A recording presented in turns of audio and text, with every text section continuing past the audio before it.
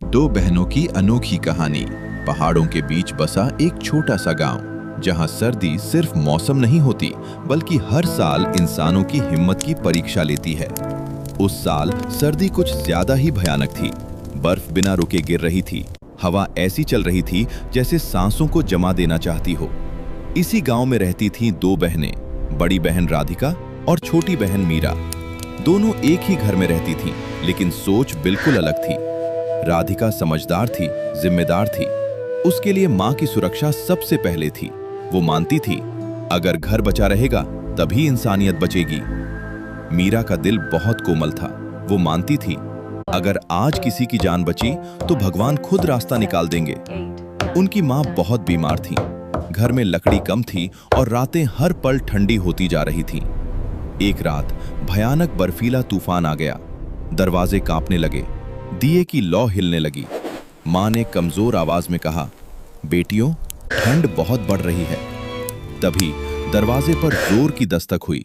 ठक ठक ठक। राधिका ने दरवाजा खोला। बाहर एक बूढ़ी औरत खड़ी थी। उसके हाथ कांप रहे थे, चेहरा बर्फ से जकड़ा हुआ था।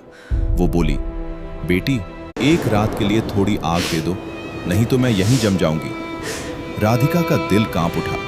उसने अंदर रखी लकड़ियों की ओर देखा, फिर मां की ओर। कुछ पल चुप रहकर वो बोली, माफ कीजिए, हमारे पास बहुत कम है। बूढ़ी औरत की आंखों में निराशा उतर आई। तभी मीरा आगे बढ़ी। उसने बिना कुछ सोचे अपनी ओढ़नी उतारी और थोड़ी लकड़ी उठाकर बोली, मां कहती थी, मदद करने से घर खाली नहीं होता। बूढ़ी औरत की आंखों में आंसू आ गए। वो बोली, बेटी, जिसने ठंड में दिल गर्म रखा उसकी किस्मत कभी नहीं जमेगी। और वो अंधेरे में गायब हो गई। रात और भी ठंडी हो गई। लकड़ी खत्म होने लगी। मां की सांसें तेज हो गईं। राधिका डर और पछतावे में डूब गई। उसकी आंखों से आंसू बहने लगे। तभी अचानक घर में उजाला फैल गया। दरवाजा अपने आप खुला। वही बूढ़ी औरत, लेकिन अब वो साधारण नहीं लग रही थी। उसके चारों ओर उजाला था। वो बोली, मैं उस रास्ते की परीक्षा थी जहां से इंसानियत गुजरती है। उसने मीरा के सिर पर हाथ रखा। जिसने दूसरों के लिए अपनी गर्मी बांटी उसकी किस्मत कभी ठंडी नहीं पड़ेगी। फिर राधिका की ओर देखा। डर गलत नहीं था, लेकिन जब डर दया से बड़ा हो जाए तो इंसान छोटा पड़ जाता है। अचानक आग अपने आप जल उठी। घर गर्म हो गया। मां की सांसें सामान्य हो गईं और अगली सुबह सूरज निकला। घर के चारों ओर जमी बर्फ पिघल चुकी थी। राधिका ने मीरा का हाथ थाम लिया। उसकी आंखों में समझ थी और दिल में बदलाव।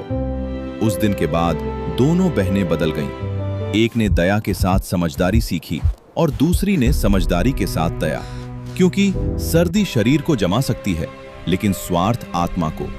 और जो दूसरों के लिए गर्मी बांटता है उसकी किस्मत कभी ठंडी नहीं पड़ती।